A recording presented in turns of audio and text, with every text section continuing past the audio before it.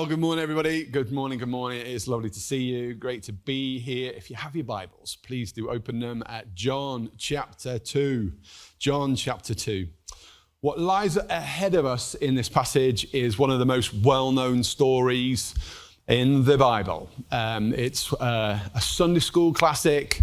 You will all know it well. You probably have your own interpretation. You're waiting for your understanding to be revealed. If I don't get there, I'm really sorry. If I bring something different, it's not because your understanding is wrong in any way. As I was prepping, this is where we went and this is what comes out. It's one of what John calls the signs of the Messiah. And it is found, John chapter 2 from verse 1. Let me read it to you. On the third day, a wedding took place in Cana in Galilee. Jesus' mother was there, and Jesus and his disciples had also been invited to the wedding. When the wine was gone, Jesus' mother said to him, "They have no more wine." "Woman, why do you involve me?" Jesus replied, "My hour has not yet come." His mother said to the servants, "Do whatever he tells you." Nearby stood 6 stone water jars, the kind used by the Jews for ceremonial washing, each holding from 20 to 30 gallons. Jesus said to the servants, "Fill the jars with water." So they filled them to the brim. Then he told them, "Now draw out and take it to the master of the banquet." They did so. And the master of the banquet tasted the water that had been turned into wine. He did not realize where it had come from, though the servants who had drawn the water knew. Then he called the bridegroom aside and said, "Everyone brings out their choice wine first, and then the cheaper wine after the guests have had too much to drink, but you have saved the best till now." What Jesus did here in Cana in Galilee was the first of the signs through which he revealed his glory, and his disciples believed in him. It's a belter. You've probably coloured it in if you've been around the church since you were born. It's a beauty. If you've been in youth, then there's a very good youth worker has magically turned water into wine by laying a few chemicals at the bottom or something like that. You'll have had this one outworked for you. We're told it's the third day. On the third day, a wedding took place at Cana in Galilee. The third day, is that important to us? Maybe it's just the third day of the week. If you want to know what that is, it's a Tuesday. And part of my research recently into Boaz and Ruth that I did at New Wine, I was looking at when Jews got married. Well, it happens that they love the third day. They love to get married on a Tuesday. It was symbolic for the Jews because in the creation narrative, in the creation story, it was on the third day, the only day of the creation story, that God said what he has made is good twice. And so it's considered the day of double blessing. And so Tuesday morning, that's today, a day of double blessing, which is also why we do long prayers. No, it's not. Only joking. It's the day of double blessing. And so if you want your marriage to start with a double blessing, a twice it is good, then you went for a Tuesday. But also, some people say it wasn't just that it was the third day of the week. It was probably the third day since Jesus has called those 4 disciples. You know, we read about in John chapter 1 as he's encountered each of those disciples, and they've all affirmed what we've heard about who Jesus is, announced by the gospel writer, the apostle John, pronounced again and affirmed by John the Baptist. And then each of them, if they've come to know Jesus or come to recognize Jesus, have pointed to him as the Messiah, as the one worthy of them following, and they've been following him. Ever since that final disciple of the 4 got sort of called, they've been following him. Do you remember those early disciples said, "Where are you going next? Because we kind of want to come." And they've been wandering after him. And interestingly, since then, he's walked the 90 miles from the River Jordan to Cana in Galilee. It's 3 days walk. It's 90 miles. And so on the third day, I wonder if they anticipated so much exercise. You know what I mean? I wonder if they're just a bit like, wow, I really didn't commit to this. Anyway, that's off the point. On the third day, when they arrive, they get there to Cana in Galilee, and there's a wedding feast. Some people think it was probably a family member of Jesus, maybe a cousin. I'm trying to work out which side of the family it's on, because if it was on John the Baptist's side, well, maybe he should have come. Unless he's like seen as the weird one that you kind of accidentally don't invite. You know what I mean? And like they get on with, again, it's totally extra biblical. Forgive me. We're told that Mary, the mother of Jesus, is there. And actually in verse 12, we learn that after the wedding, Jesus will go with his mother and his brothers south again to Capernaum. So it's probably that his whole family were there. The only one that is noticeably missing is Joseph. No Joseph. And I wonder even at this point whether Joseph isn't on the planet still and he's passed away at this point. Then at the wedding, things get a bit awkward, get a bit difficult. The wine runs out. Imagine that, if it's your wedding and like it's consumed your thoughts, all the preparations, you bought all those magazines, you've been saving up, you've tried to convince your mum and dad to give as much as the in-laws are contributing, and it's dominated your thought and you've laid it all out, and then on the day, something goes wrong. I don't know if those who are married in this room had a disaster on their wedding day. I think we scraped by, but there's always something that goes wrong. But here, it's kind of really significant.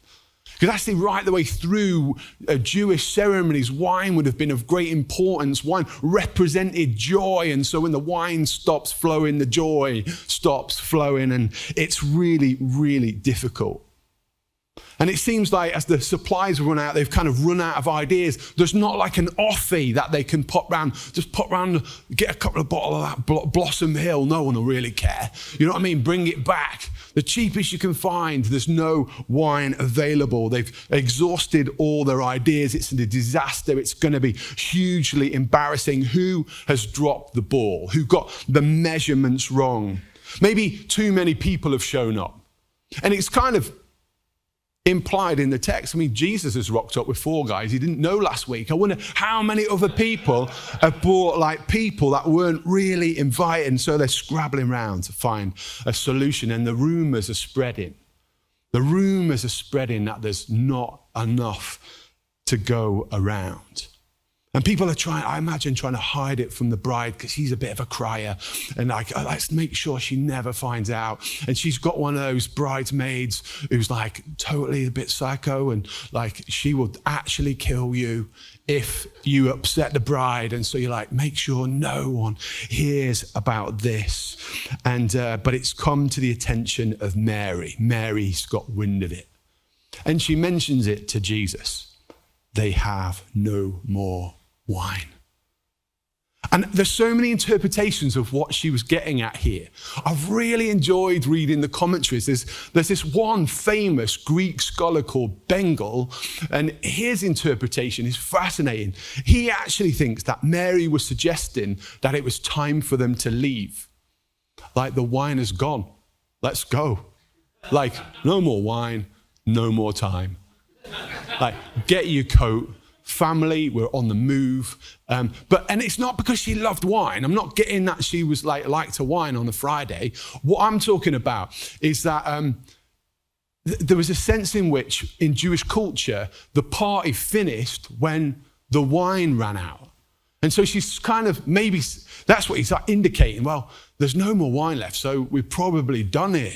Like, let's head south to Capernaum or something like that. But I'm not sure that's it. Because there's a sense in which what Jesus hears is an ask for help. Like, she's dropping hints, like it's time for Jesus to step up. Like, she sort of knows at the back of her mind that Jesus could fix this if he wanted to. But there's a criticism of this thought too.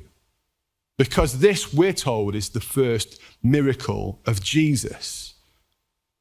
And so we can therefore assume that Jesus hasn't been doing miracles all his life. And although Mary knows he is a miraculous birth, even though she's encountered an angel that has told her that she will give birth to the child of God, and that she's witnessed the growth of this boy in wisdom and stature, believing and knowing that he is the Messiah, it's almost like she's been waiting for the moment when that's going to appear. It hasn't appeared through his life. Like he wasn't parting the bathwater. He wasn't multiplying his favorite food because he just loves sweets. He hadn't done like Mary Poppins magical room clear up so he can get outside and play with his mates faster or anything like that. There's been no miracles. So maybe this is just a mother at a wedding, at a family wedding, letting her son know there's no more wine. Like, it can just be that plain. But the response of Jesus leads us into an understanding, doesn't it? Because his response is fascinating. Woman, why do you involve me? So there's obviously something in the way that she communicated that wants his attention, wants his action. Why do you involve me? He replied, my hour has not yet come. The first time we'll hear that statement, and a statement repeated throughout the Gospel of John. Interestingly, Mary gets 2 shout-outs, only 2 shout-outs in the entire book of John. One right at the beginning, as his ministry is just starting out, and one right at the end, as he is nailed to the cross.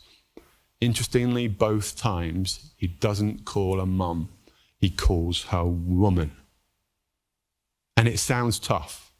It sounds harsh, it sounds disrespectful, it sounds uncaring and cold for the woman that's carried him in her womb for 9 months and then raised him and cared for him all his life. But this word woman is not disrespectful. This word woman is courteous and kind. It's respectful. It's not dismissive. It's a word of dignity. It's not rude or harsh, but it's not intimate. It doesn't carry the intimacy of talking to your mum. He could have said, Mum, now is not the time. But he calls a woman. Why? Because this, at the very start of his ministry, is a line in the sand, where at this point he needs to be about his father's business, not his mother's business. Do you remember that moment? The only moment that we hear about Jesus in his childhood is that moment in the temple courts where he's escaped from his parents and disappeared off and he's lost. And they find him sitting with the wise and religious leaders, and they are captivated by his teaching as a teen, as a preteen actually. And there, as he meets Mary, he says those amazing words. Did you not know that I must be about my Father's business? This, as his ministry begins, is Jesus about his Father's business. He's aligning himself not with the mortal mother, but with the immortal, invisible, only wise Father God. And it'll be about his business from this point on. So this is the signal that ministry begins. And yet the next words are, like, why do you involve me? Woman, why do you involve me? My hour has not yet come. Why is this responsibility something you want to lay upon me? Some say that Jesus knew that there was actually enough wine. And that he's saying, my hour hasn't come because just wait half an hour and then there won't be enough wine and then I'll act. And I don't think it's that either. What he's saying is, my hour hasn't come. This often, throughout the rest of the book, will refer to the moment of his crucifixion. But yet that's not on the cards, is it? Mary isn't saying, step up, son, it's now time for your crucifixion. But what Jesus is trying to draw their attention to is that as ministry starts, he's a little bit concerned that what will happen next will announce to everybody in sight that he is the Messiah, because the Old Testament is riddled with these prophecies about the day, the season, the year of the Messiah. And Jesus knows if he goes about this miracle, some of them will begin to be fulfilled. And he's anxious a little bit about that. That's what I think anyway. There's 3 particular Old Testament prophecies. 750 years before Jesus was the prophet Amos. He wrote this in Amos chapter 9. The days are coming, declares the Lord, when the reaper will be overtaken by the plowman, and the planter by the one treading grapes. New wine will drip from the mountains and flow from all the hills. There's a wine coming, an abundance of wine coming in the last day, in the final days, in the coming days. The days of the Messiah will be a flow of wine. And then 100 years before that, before Amos, was the prophet Joel. He said almost word for word, in that day, the mountains will drip with a new wine. That famous prophet Isaiah 25 says this, on the mountain, the Lord Almighty will prepare a feast of rich foods for all the people, a banquet of aged wine. There's this wine coming in the season of the Messiah. A new wine that is beautifully aged.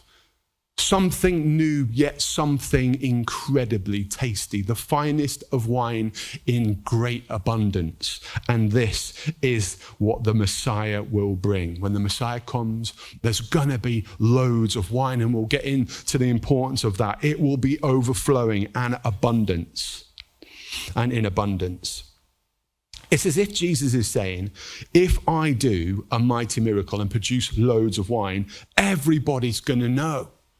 Like, if they're really clued in and have been listening to the repetition by the rabbis of the old ancient prophecies concerning of a Messiah, if there's a real spiritual hunger amongst the people that he's seen witnessed with John the Baptist of those that are like, there's something happening. And if he starts to announce himself as the Messiah, it's like he's saying, I can do this, but maybe we could do it under the radar, because the Messiah bit is maybe it's just too soon. Can we do this on the quiet? Mary's response, she doesn't engage Jesus. She just turns to the servants and says, do whatever he tells you.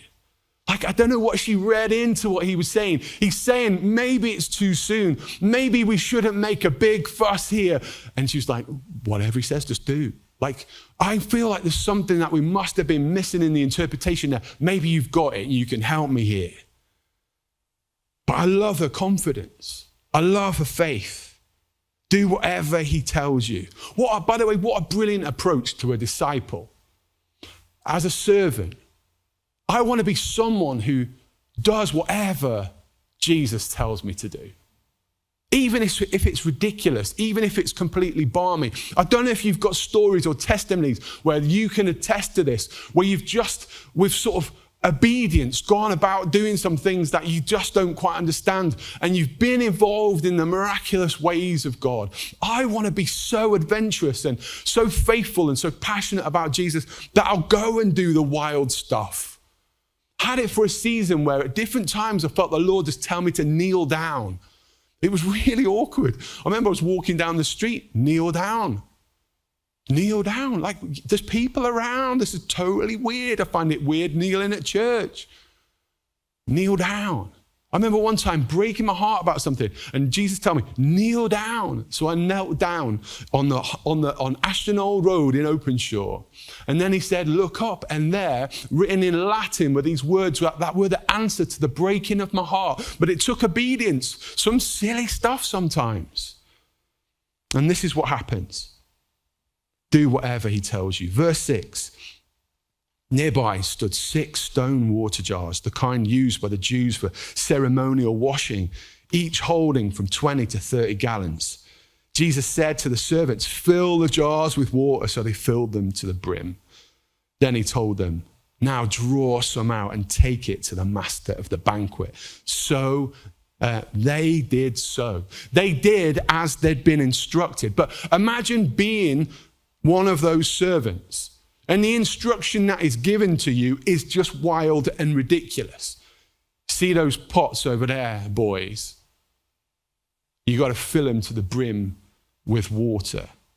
In the corner is 6 30-gallon stone jars. If you want to understand the size of those stone jars, if you want to know what 30 gallons looks like, inside a keg of beer that you would see dropped off at a pub, a keg is probably about this high. Inside a keg is just 13 gallons. And so you've got at least 2 kegs worth, and there's 10, and there's 6 of them lined up in the corner. Go fill them with water.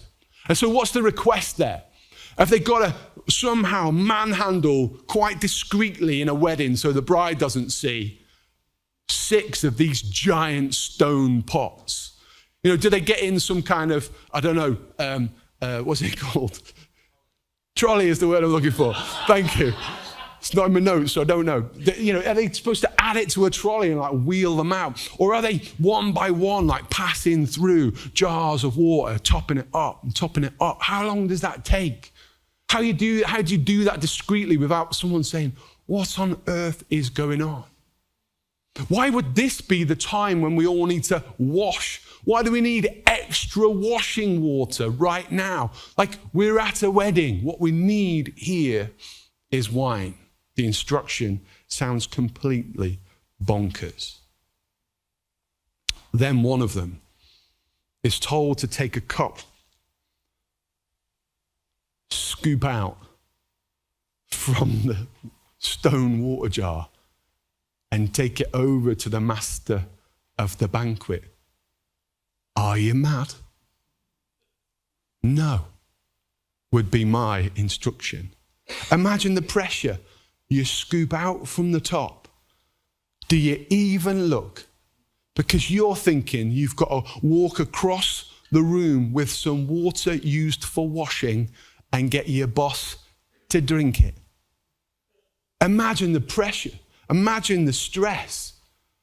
But one of the disciples is so obedient. He's willing to shame himself, embarrass himself, put his job on the line because he knows that he's got to follow the word of authority. I wonder if that's a word for someone in this place today. Maybe the Lord is asking you to do something that you feel is completely bonkers, but maybe he's going to draw you in to be part of the miraculous kingdom that he's advancing. Verse 9, and the master of the banquet tasted the water that had been turned into wine. He did not realize where it had come from. What a good job that is. Though the servants who had drawn it knew. Then he called the bridegroom aside and said, everyone brings the choice wine first, and then the cheaper wine after the guests have had too much to drink, but you have saved the best till now. But what strikes me is, when did the water change? When did the miracle take place? Was it as they took the smaller water jars and filled the bigger one? Or was it as they ran it underneath the stream? Or was it at the point in which he dipped the cup in? Or was it the very moment that the master of the banquet put water to his lips? Where does the miracle take place? I want to know, but it's somewhere between 2 verses, between verse 8 and verse 9, a miracle takes place. And what he tastes is not water for washing, but wine, beautiful wine, the best wine. I am utterly convinced that it's the finest wine that has ever existed in all of the world.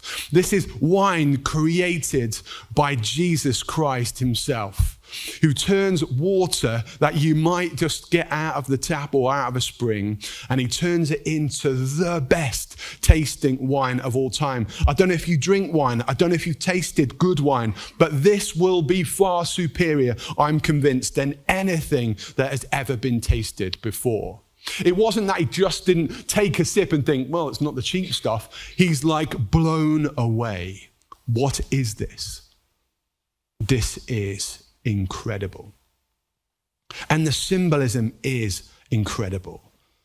The stone water jars are for ritual cleaning and for purification that enabled people to come into the presence of God. And there in the wedding is the presence of God, God in flesh, God incarnate, God is amongst them. And he's almost like saying, you will no longer need the ritual water stored up in the corner. That day is gone because God is here. And there's a new way coming. God, the Messiah, is in the room. The stone jars are filled to the brim. You ever spotted this? Filled to the brim.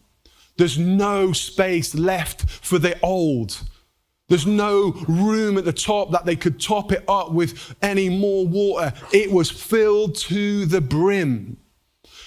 It's almost like saying there is going to be no need for the washing water anymore because wine is here and there is loads of it.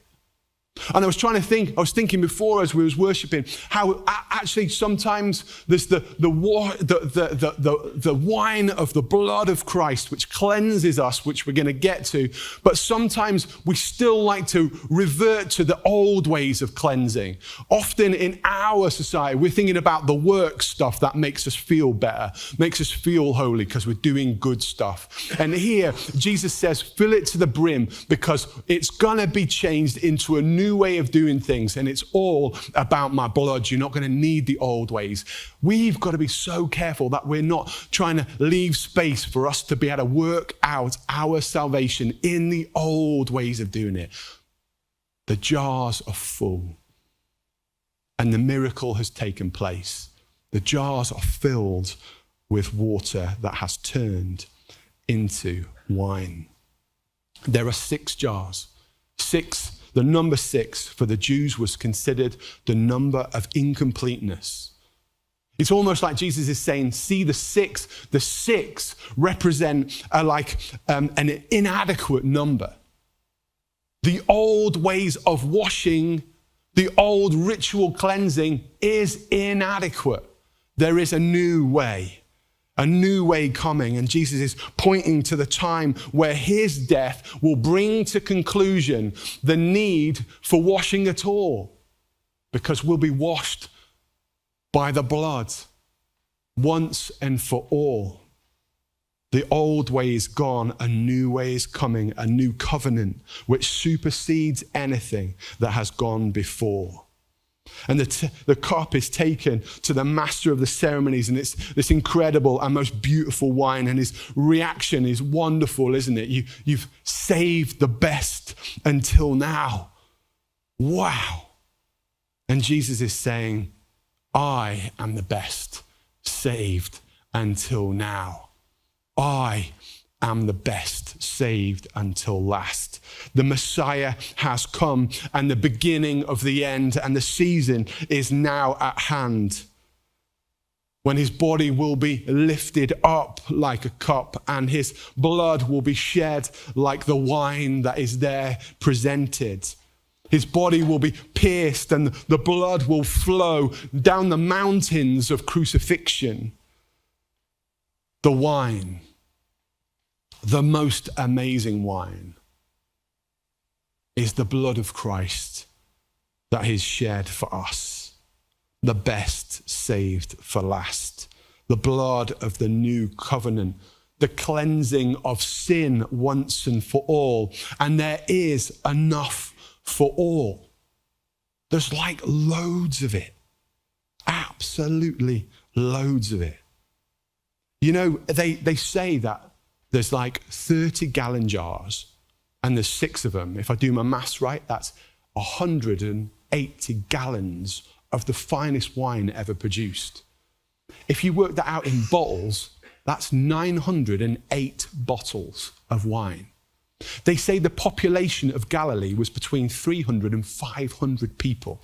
If everybody in Cana, plus a few add-on rogue disciples who rock up a bit late, if all of them were there, there's 2 bottles each.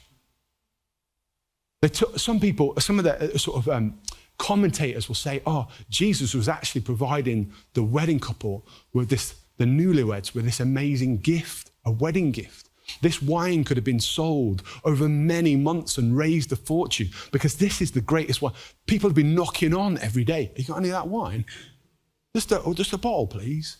908 bottles. There wasn't enough people to even be able to drink it. There's an overflow. What Jesus is saying here, my blood, the great and finest wine, the stuff saved for the end, the stuff saved for last, is so incredible, it's so wonderful, and there's so much of it. There's enough for everybody.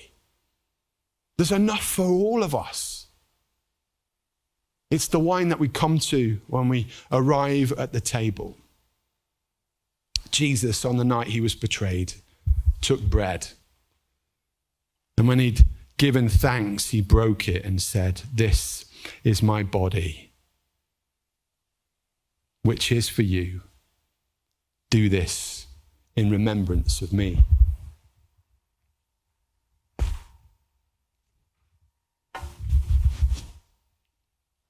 And in the same way, after supper, he took a cup, not of water, but of wine. This cup is the new covenant in my blood. Do this whenever you drink it and remember me. Right at the start of Jesus' ministry, he's announcing that a new wine is coming. And that wine is the blood of a new covenant. The old ways of making yourself clean by washing is over, because sin will be defeated. Woman, watch. Upon the cross, as he looks down, as that blood is pouring from his body, again he speaks, woman. It's like it bookends this whole book. It's like the whole thing comes together. Jesus is announcing the start and end point of his ministry. The wine has come. The hills will flow with it. There's so much, it comes in abundance, and it will be poured out upon the cross and down the mount called crucifixion.